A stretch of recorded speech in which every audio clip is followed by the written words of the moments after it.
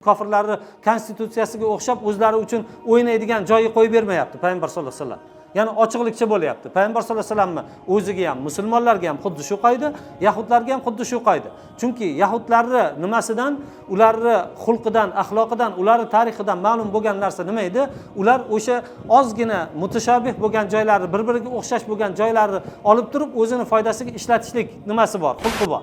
NATO davlatlariga qo'shilgan bo'lsangiz, NATO davlatlaridan bittasiga hujum qilishlik, demak NATOni hammasiga haddidan oshishlik, hujum qilishlik, tajovuz qilishlik degan hukmni olib turib, NATO davlatlari hammasi birdaniga qo'shilib turib, nima qiladi? O'sha davlatga qarshi urushadi. Xuddi shu narsa o'zi nima? Bu bizni siyratdan olingan. Payg'ambar sollallohu alayhi vasallam kofirlarga nisbatan qo'llagan, bugungi kunda endi kofirlar bizga qo'llaydi.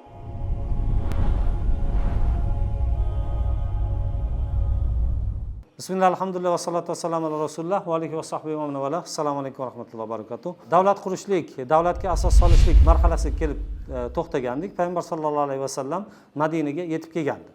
Endi Madinaga yetib kelgandan keyin Madinadagi kelishuvlar va yahudlar bilan nima bo'lgan sulh. Endi yahudlar Payg'ambar sollallohu alayhi vasallam Madinaga kelgan paytda yahudlar birinchida bu yerda katta kuch bo'lgan. Xuddi shu paytda o'zida bular ahli kitob bo'lgan. Ahli kitob bo'lgan. Endi Payg'ambar sollallohu alayhi vasallam bular bilan jang ochishlikda Payg'ambar sollallohu alayhi vasallamda nima va musulmonlarga hech qanaqa foyda yo'q edi. Va xosatan bular ahli kitob bo'lganligi uchun islomga kirib qolishlik ehtimoli bor edi va Payg'ambar sollallohu alayhi vasallam shuni umid qilardi. Ya'ni shoyat bular nima islomni qabul qilib qolsa, chunki bular nima butparastlardan ko'ra, ya'ni ahli kitob samoviy dini bor va bularning dinlarida Payg'ambar sollallohu alayhi vasallamning xabarlari kelgan. Endi shu e'tiboridan bular islomni qabul qilib qolishligi ehtimoli bor endi. Mana shu uchun Payg'ambar sollallohu alayhi vasallam bularga jang ochib olishlikda nima foyda yo'q edi bu narsada. Bir manfaat bor deb turib Payg'ambar sollallohu alayhi vasallam qaramadi. Lekin bir paytda o'zida Payg'ambar sollallohu alayhi vasallam bu yerda endi yetib kelgandan keyin birdaniga Payg'ambar sollallohu alayhi vasallam qilish kerak bo'lgan bir necha ishlar bor edi. Bundan birinchilaridan bittasi mana shu kofirlar bilan, o'sha yahudlar bilan va o'sha Madinadagi musulmon yoki mushrik arablar bilan har bittasi bilan o'rtada kelishuvni tuzib olishligi, bitim tuzib olishligi o'rtada. Bu yerda yahudlar ikki qism. Yahudlar Madinada yashaydigan alohida yahudlar bor, xuddi shunday alohida bo'lmas, tashqarida yashaydigan yahudlar bor. Ya'ni islomiy jamiyatda yashaydigan yahudlar bor, ya'ni Yasribda musulmonlar ko'payib ketdi. Endi mana shu yerda yashaydiganlar bor, bundan tashqarida qaboil bo'lib atrofda yashaydiganlar. Endi buni ikkalasini o'zini ichiga oladi. Birinchi vasiqada aytiladigan narsa, yahudlar mo'minlar bilan birga agar jang qilinadigan bo'lsa, musulmonlarga jang qilinadigan bo'lsa, yahudlar musulmonlar bilan turib nima qiladi? Infoq qiladi. O'zlarining molidan mana shu jang uchun ular ham nima chiqaradi. Bani Avf mo'minlar bilan bitta ummat. Ya'ni Bani Avf qabilasi yahudlarni mo'minlar bilan bitta. Yahudlar o'zining dinida qolaveradi, musulmonlar o'zlarining dini. Bularga ergashgan, ya'ni bularning qullari, mavlolari ham xuddi shunday, o'zlari ham xuddi shunday. Musulmonlarning qullari, musulmonlar o'zlari bir taraf, yahudlar qullari o'zlari bir taraf. Hammasi uchun o'zlarining dini o'zlariga qolaveradi. Endi zulm qilib nima qiladigan odam bo'ladigan bo'lsa, kim zulm qilsa va gunoh qiladigan bo'lsa, u faqatgina o'zini halok qiladi. Ya'ni o'zini halok qiladi degani uni qilgan nima gunoh sababli boshqalarga o'timi, oila, bola, chaqa yoki uni ittifoqdoshlariga hech narsa tegilmaydi, faqatgina o'ziga. Endi boshqalar agar buni himoya qiladigan bo'lsa, haddidan oshadigan bo'lsa, unga buni o'xshashi bo'lishligi mumkin. Xuddi shu narsani Payg'ambar sollallohu alayhi vasallam bir necha qavmlarga, Bani Avfga yozdi. Bani Avf bilan birinchi yozib turib, keyin undan keyin Bani Xorisga yozyapti, Bani Saidaga, Bani Avs, Bani Salaba, bular hammasiga. Keyin Bayni Shatiba, Mavali Saliba o'zlariga o'xshagan, xuddi shunday buni. Endi bulardan birontasi deydi, Payg'ambar sollallohu alayhi vasallamning iznisiz nima qilmaydi? Chiqishlik yo'q. Kim deydi, mana bu narsani buzadigan bo'lsa deydi, o'zi uchun va ahli bayti uchun buzadi, deyapti. Va innalloh ala abarri haza. Ya'ni Alloh taolo mana bu narsadagi eng yaxshi narsada nima bo'ladi? Alloh taolo nima guvoh.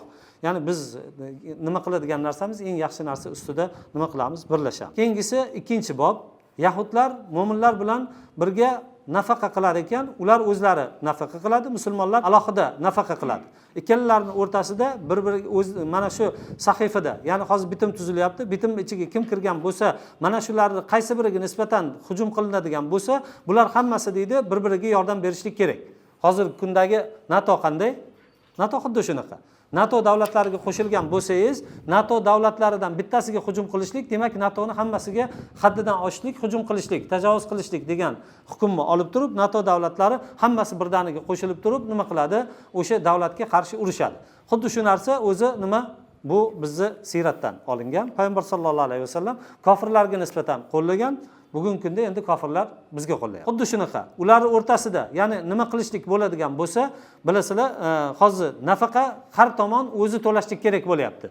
Ya'ni modomiki jangni har bir o'zidan chiqaradi, bitta taraf uni ko'tarmaydi. Ya'ni musulmonlarni ko'zlab turib, agarchi kofirlar musulmonlarni ko'zlab turib ustiga bostirib kelayotgan bo'lsa-da, lekin bu senlarni janging, bizga senlar nima, jang uchun chiqimlari senlar to'lashing kerak degan narsa yo'q. Bu yerda hammasi o'zidan chiqarib turib, o'zlarining faoliyatini olib borishlik kerak.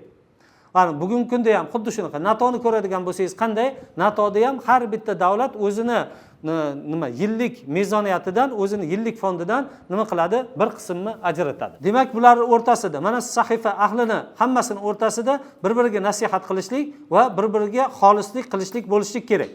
Ya'ni kim agar bir xato qiladigan bo'lsa, u o'zi uchun xato qiladi. O'zi uchun xato qiladi. Uni ittifoqdoshiga bu narsa nima deydi? O'tib ketmaydi. Ya'ni o'zi qilgan gunohi bilan o'zi ushaladi, lekin uni ittifoqdoshini bu narsa bilan ushamaymiz. Nima? Mazlumga yordam beriladi. Kim mazlum bo'ladigan bo'lsa, haqiqatda unga yordam berishlik kerak bo'ladi. Mo'minlarga agar hujum qilinadigan bo'lsa, yahudlar ham birga nafaqada sherik bo'lishadi. Mana bu bitim ahli uchun Yasribning ichi haromdir. Yasribning ichida bir-biriga nima qurol ko'tarishlik yo'q, qon to'kishlik yo'q bu yerda. Bu yerda nimasi saqlanish kerak, hurmati saqlanishlik kerak. Endi bir kishiga agar himoya beriladigan bo'lsa, mana shu sahifa ahlidan ijozat so'ramasdan turib berishlik yo'q. Ya'ni nima qiladi? Har bitta odam o'zicha xohlagan kishisiga ijozat himoya berishlikka haqqi yo'q. O'zini himoyasiga olishlikka haqqi yo'q. Nima faqatgina ijozat bilan bo'ladi. Agar ikkalasining o'rtasida mana shu bitim ahlini o'rtasida kelishmovchilik chiqib qoladigan bo'lsa va kelishmovchilikdan orqasi oqibati bir maqtalmaydigan, oqibati yomon bo'ladigan bir holatlar vujudga kelishligi mumkin bo'ladigan bo'lsa, bu narsada Alloh taologa va rasuliga qaytariladi. Yechim kimga qaytariladi? Allohga va rasuliga qaytariladi. Qurayshga himoya berishlik yo'q. Endi hozir payg'ambar sollallohu alayhi vasallam qilayotgan narsalari qaraydigan bo'lsak, Qurayshni nima qilishlik? Yolg'iz qoldirishlik. Qurayshni qaysidir qavmdan foydalanib qolishlikka imkon bermaslik.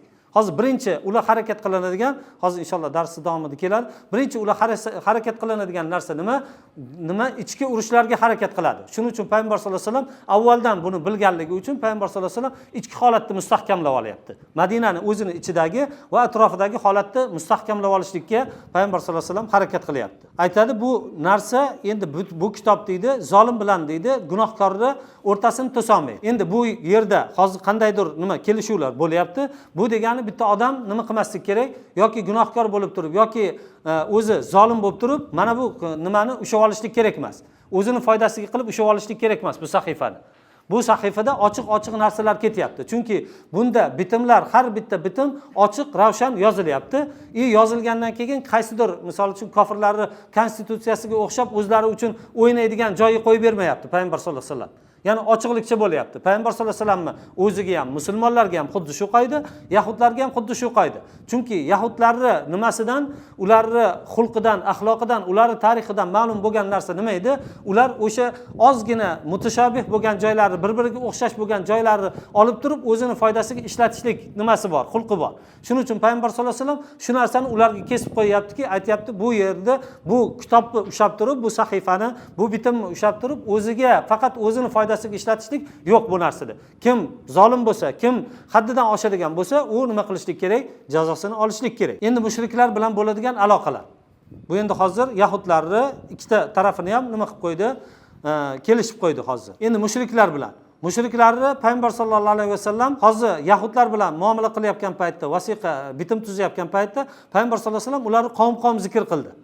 Lekin endi bu yerda asosiy katta arablar qavmi kim edi? Mushriklar kim edi? Arablar edi. Arablar ichida eng katta qavm o'sha arablar o'zi ikkita qavmdan iborat edi, Avs bilan Xazraj edi. Endi buni asosiysi islomga kirib ketdi. to'g'rimi? Islomga kirib ketdi. Shuning uchun islomiy jamoat mushriklarga qarayotgan paytda ularni nima qildi? Asosiysi musulmonlar bo'lib turib ko'pchilik islomga kirib ketganligi uchun ularni bitta jamoat shaklida qaramayapti. Ularni har bittasini alohida shaxs sifatida ular bilan muomala qilyapti. Islomda bo'lmagan mana shu but ahllari Qurayshni na molini, na jonini himoyaga olishlikka haqqi bor.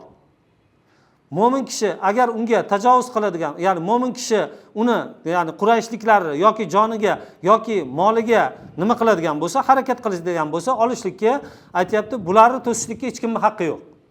Ya'ni bu Makka da turgan vasiylar nimaga? Chunki musulmonlar alohida jamoat, lekin hozir o'zi nima butparastlari qaraydigan bo'lsangiz, Madinaning mushriklari Makkaning mushriklari bilan o'rtasida jamlaydigan narsalari ko'p. Musulmonlar bilan aqidasi boshqa, dini boshqa, hamma narsasi boshqa, lekin Madina ahli bilan Makka ahli bir-biriga yaqin. Shuning uchun bularning o'rtasida qandaydir kelishuvlar bo'lib qolishlik mumkinmi? Himoyaga olishlikka harakat qilishlik mumkinmi?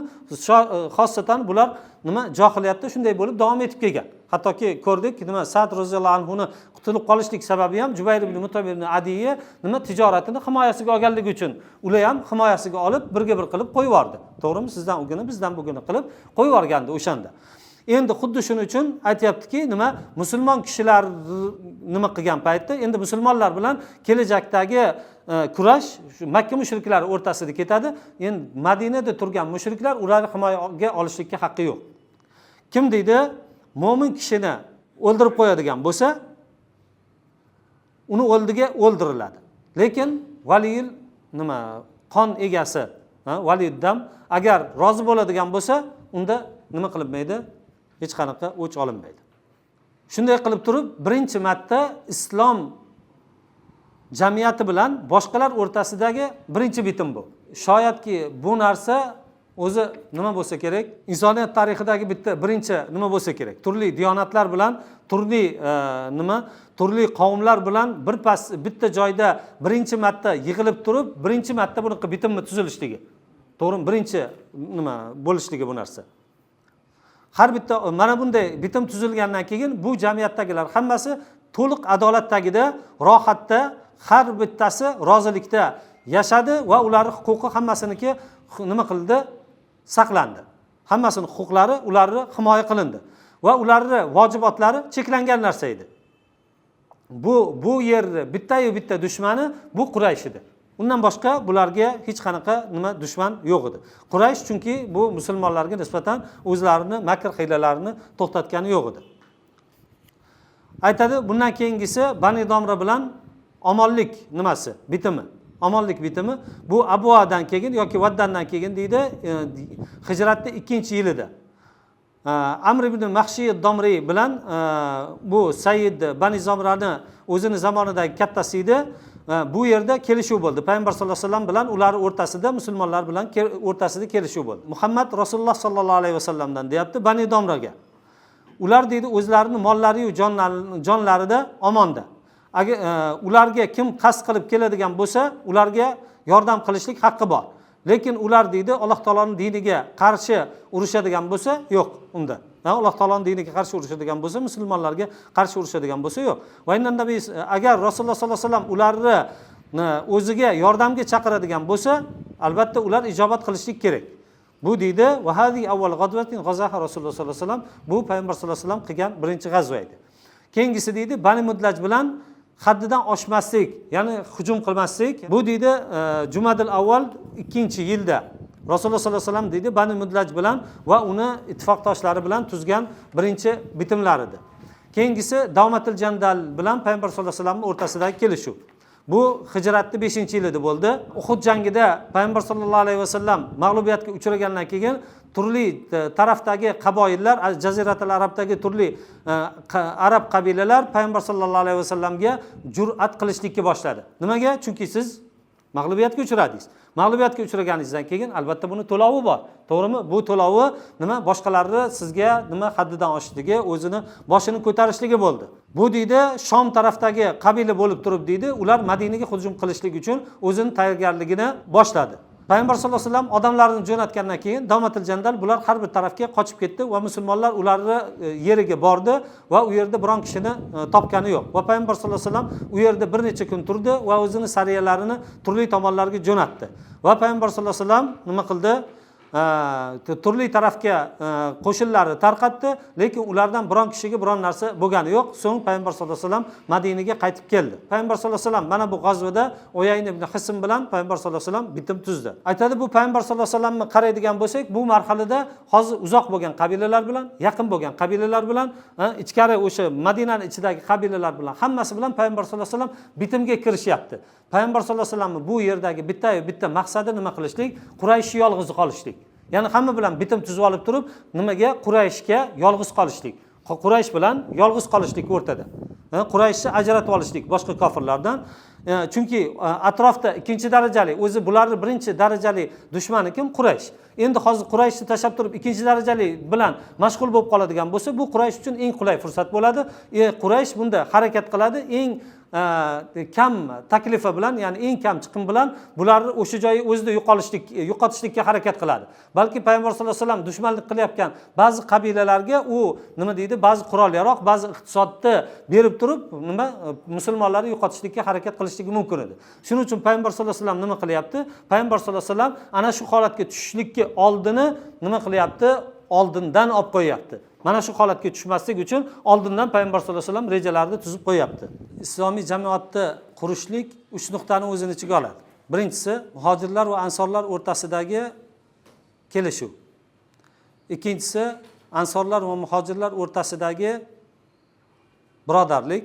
Keyingisi, muhojirlarning o'zini o'rtasidagi birodarlik. Aytib, birinchi nima qilishlik? Muhojir va ansorlar o'rtasida kelishuv nima bo'ldi?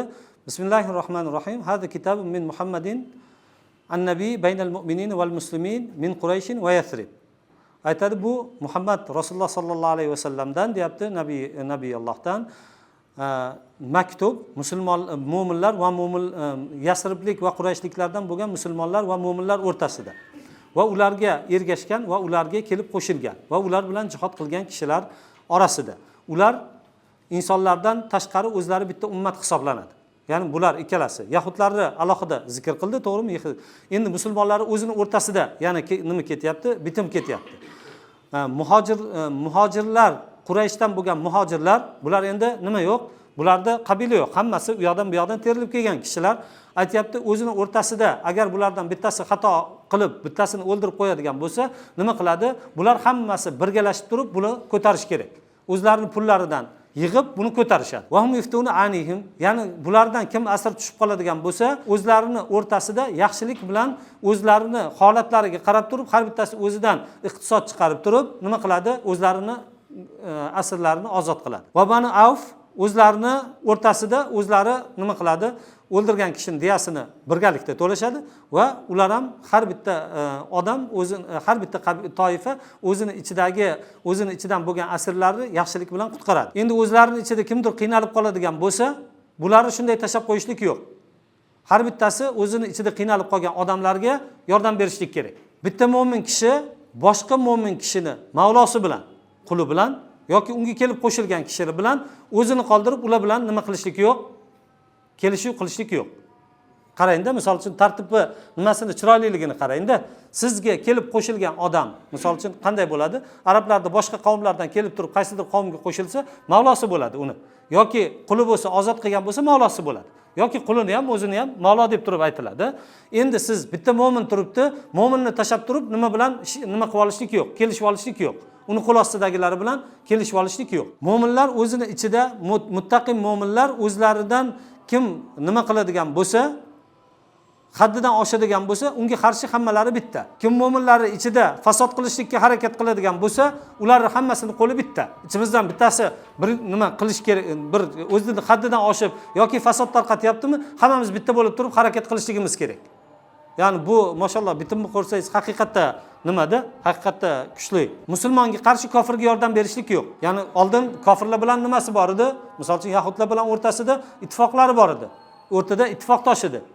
Endi deyapti, agar musulmonlar bilan ular o'rtasida nima bo'lib qoladigan bo'lsa, kelishmovchilik bo'lib qoladigan bo'lsa, musulmonlar ularga yordam bermaydi. musulmonlarga qarshi ularga yordam berishga haqqi yo'q. Aytdi, Alloh taoloning zimmasi bitta. Ular ichida eng eng chekkadagi odam ham, eng pastdagi odam ham nima qilishlikka, himoya qilishlikka haqqi bor. Alloh taoloning nimasi zimmasi bilan. Mo'minlar hammasi bir-biriga nima do'stdirlar. Mo'minlar hammasini tinchligi bitta. Bitta odam tinchlik qilyaptimi, hamma birdaniga nima qiladi? Mashina tagiga kiradi. Payg'ambar sollallohu alayhi vasallam nima qildi? Harakat qilgan narsalari mustahkam nima deydi? Bazani qurib olishlik. Mustahkam bazani qurib olishlik uchun nima qildi?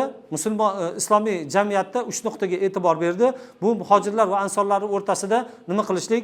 Ikkalasining o'rtasida kelishuv bo'lishligi. Birinchi kelishuv, keyingisi muhojirlar va ansorlar o'rtasida birodarchilikka yo'lga qo'yishlik, to'g'rimi? Ikkalasi har bitta ansor bittadan muhojirni, bittadan muhojir, bittadan ansor bilan nima qilishlik kerak? Alloh yo'lida muhojir nima do'st bo'lishlik kerak.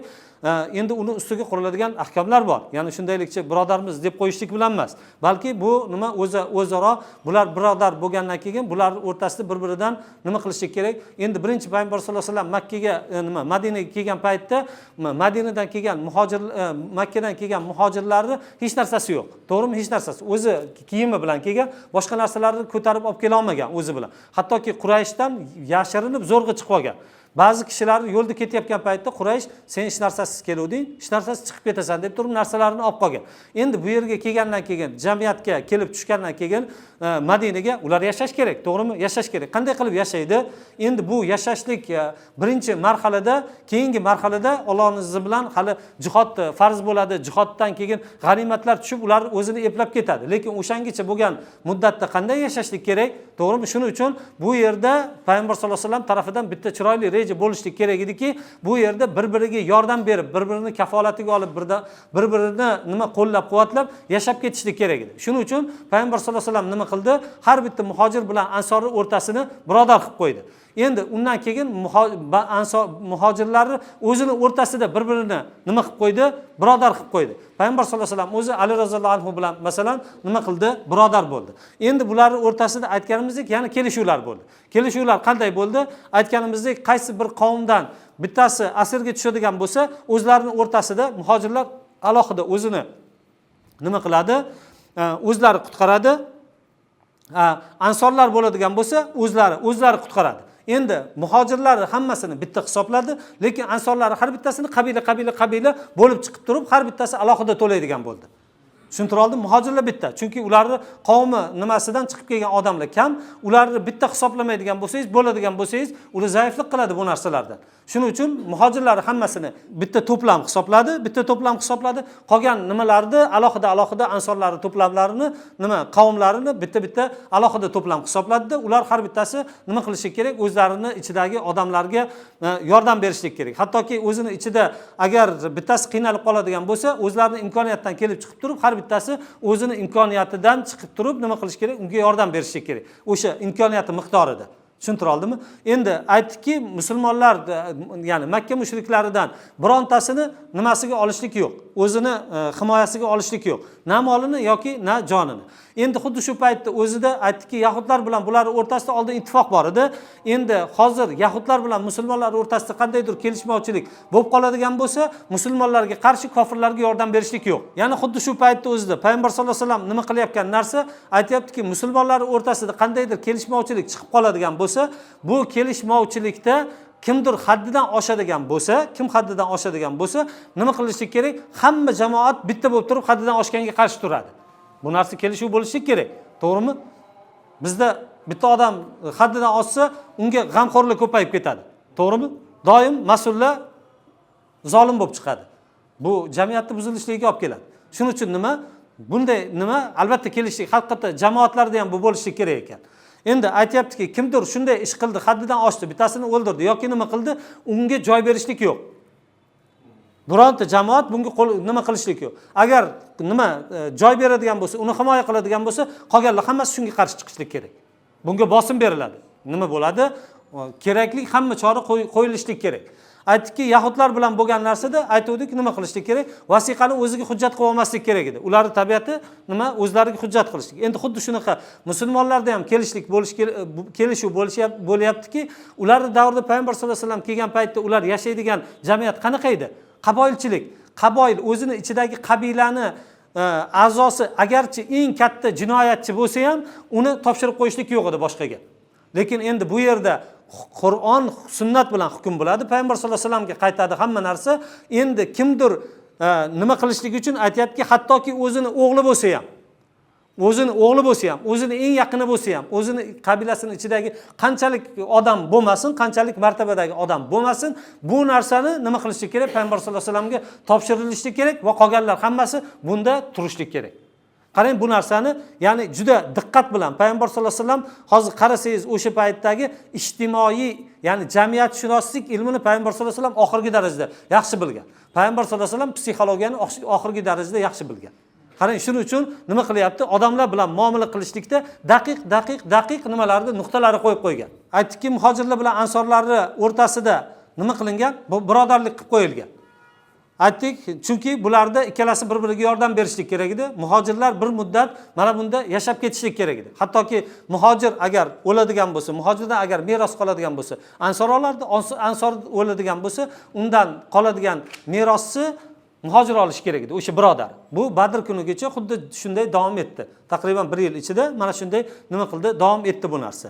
Undan keyin Anfal surasida oyat nozil bo'lib turib, nima qarindosh urug'lar bir-biriga haqliligini aytildi va muhojirlar o'rtasida bo'ladigan merosxo'rlik, bir-biridan meros olishlik uzildi. Endi illoki agar birodari unga o'zini molini 3dan 1da agar nima qiladigan bo'lsa, vasiyat qilib ketadigan bo'lsa, bu o'tadi. Endi bunday bo'lgan paytda Abdurrahmon ibn Avf roziyallohu anhu bilan Sa'd ibn Robiya roziyallohu anhu ikkalalari Alloh yo'lida do'st bo'lishdi. Abdurrahmon ibn Avf muhojir edi, Sa'd ibn Robiya ansor edi. Shunda u aytdiki, Abdurrahmon ibn Avfga aytdiki, men dedi ansorlar ichida moli ko'p odamman, ya'ni boylaridanman. Aytayapti, molimni 2ga bo'laman deydi. Senga yarmini beraman, o'zimga yarmini olib qolaman. Meni deyapti, 2 ta ayolim bor deyapti. Ikkalasidan qaysi biri yoqsa, o'shani aytgin, men taloq qilaman, iddasi bitgandan keyin uylanib olgin dedi. Shunda Abdurrahmon ibn Avf roziyallohu anhu aytayapti, Alloh taolo seni molingda-yu ahlingda nima bo'lsin, baraka bersin, menga bozorni ko'rsatib qo'ygin dedi. Bozorni ko'rsatib qo'ydi. Ozgina muddat ichida nima qildi? U bozorga borib turib, pul topib turib, keyin o'zi uylanib oldi. Davlatni islomiyligini e'lon qilishlik. Payg'ambar sollallohu alayhi vasallam aytdik, Madinaga kelganda Payg'ambar sollallohu alayhi vasallam birinchi qilgan ishlaridan bittasi, Payg'ambar sollallohu alayhi vasallam kirib keldi, o'zini tuyasini qo'yib qo'ydi. Tuyasi kelib turib bir joyda cho'kdi. O'sha joyga, cho'kkan joyiga Payg'ambar sollallohu alayhi vasallam birinchi bo'lib turib qilgan ishlari masjidni qurishlik bo'ldi. Ya'ni Payg'ambar sollallohu alayhi vasallam hozir qarasangiz, birinchi qilgan ishi ikkita. Birinchi nima qilishlik? Masjidni qurishlik.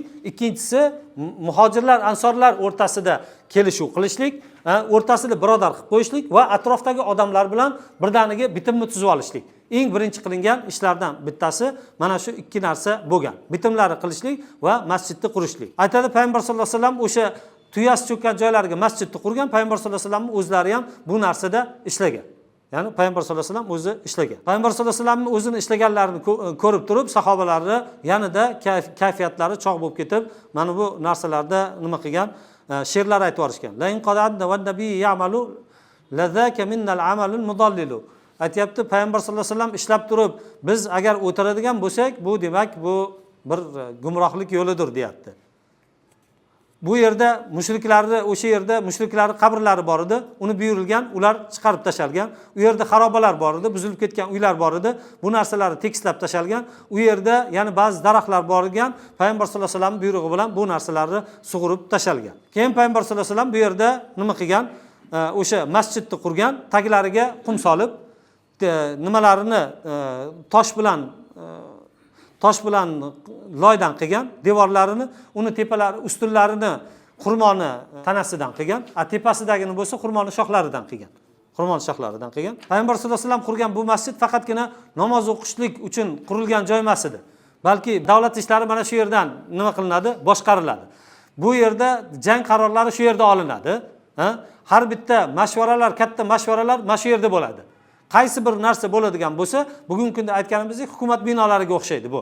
Ham bir paytda o'zida ibodat ado qilinadi, 5 vaqtlik namoz va xuddi shu paytda o'zida bu yerda nimalar, hattoki mashqlar ham shu yerda qilingan joylari bor, to'g'rimi?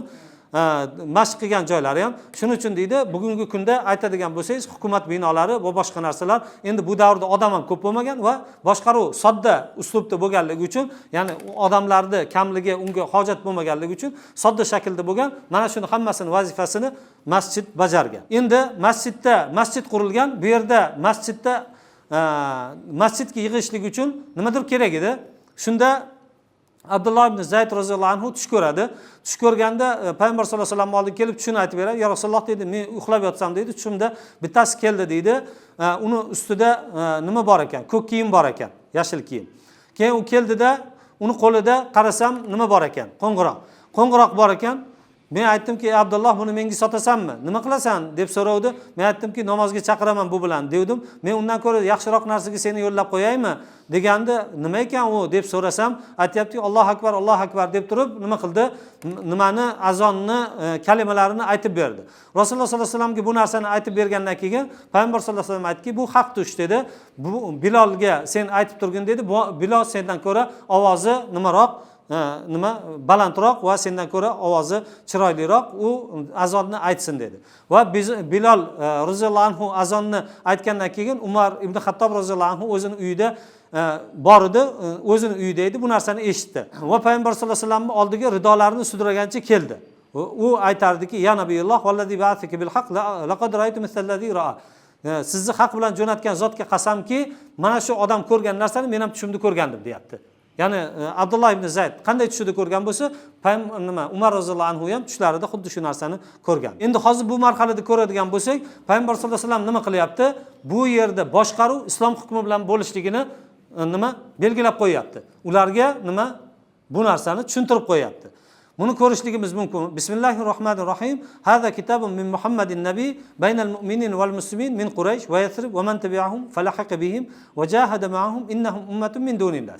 Aytadi, Bismillahirrohmanirrohim. Bu Qurayshdan va Yashribdan bo'lgan musulmon va mo'minlar orasidagi Rasululloh sollallohu alayhi vasallam tarafidagi kitob deydi. Bu Yashrib va Qurayshdan bo'lgan musulmon mo'minlar va ularga ergashganlar, ularga kelib qo'shilganlar va ular bilan birga jang qilgan, jihad qilgan kishilar. Bular insonlardan tashqari o'zlari bitta ummat. Ya'ni boshqa insonlar alohida, bular o'zlari bitta ummat. Ulardan qaysi biri va innakum mahmaxtalaftum fihi min shay, agar biror narsada ixtiloflashib qoladigan bo'lsanglar, fa inna maraddahu ilalloh azza va jalla. Bu va ila Muhammadin sallallohu alayhi vasallam aytayaptiki, sizlar nimada ixtilof qiladigan bo'lsanglar, buni qaytishlik kimga bo'ladi? Allohga va rasuliga bo'ladi. Mo'minlarga qarshi jang qilinadigan bo'lsa, yahudlar bular bilan birga o'zlaridan chiqim qiladi. Aytganimizdek, o'zlarining yo'llaridan nima qiladi? To'laydi. Yahudlar o'zlari to'laydi. Mana bu sahifa ahlidan kimga jang boshlanadigan bo'lsa, nima qiladi? Har bittasi o'zidan nafaqa chiqaradi va bunda bir-biriga yordam berishlik vojib bo'ladi.